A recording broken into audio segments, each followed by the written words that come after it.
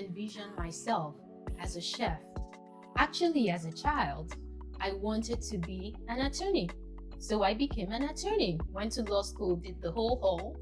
Before I enrolled in the Culinary Institute of America, I had a career as an oil and gas attorney with Shell Oil.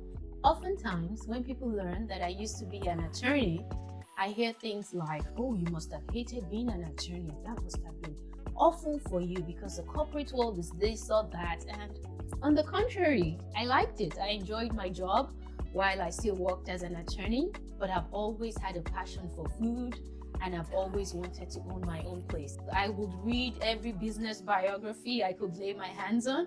If there was a business book somewhere about someone who had been successful, I would read it, and all of those further ignited my passion to follow my own dream. So by this time, it was clear to me that there was no way I was going to be successful as a restaurateur or as a food business owner with just my home cooking experience. So I quit my job, I packed up my bags, and I moved to New York.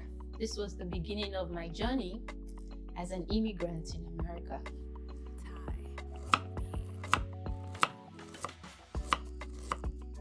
I love everything about New York. I'm a New Yorker through and through. I love the lights. I love Times Square. The lights at night, it makes me feel like there's nothing I can't do. But after moving here and after a short while, I soon realized that, there isn't enough representation of Nigerian food, African food in a way that I like, in a way that resonates with me. So I decided something has to be done about this, and I'll be the person to do it. Oftentimes, when Nigeria or Africa would come up in conversations with other people, the perception of Nigeria as a country or Africa as a continent was sometimes considered less than or negative, and that bothered me. It still bothers me.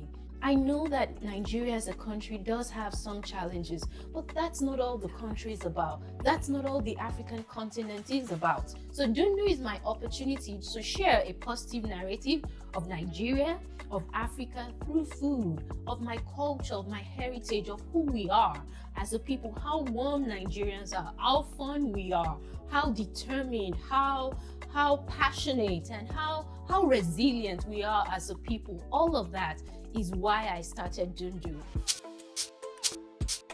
I personally did not have any reservations about leaving my job as a corporate attorney and going to culinary school. I was certain at that time that this is what I had to do, and I was just going to pursue it.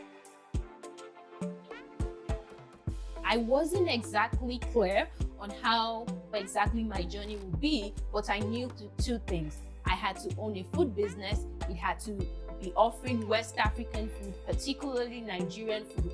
And my goal was and still is to grow that restaurant to several locations. So I knew deep down in my heart that that's what I had to do. I had a goal and I simply did it. My husband was supportive. He's always been supportive. We just gotten married then.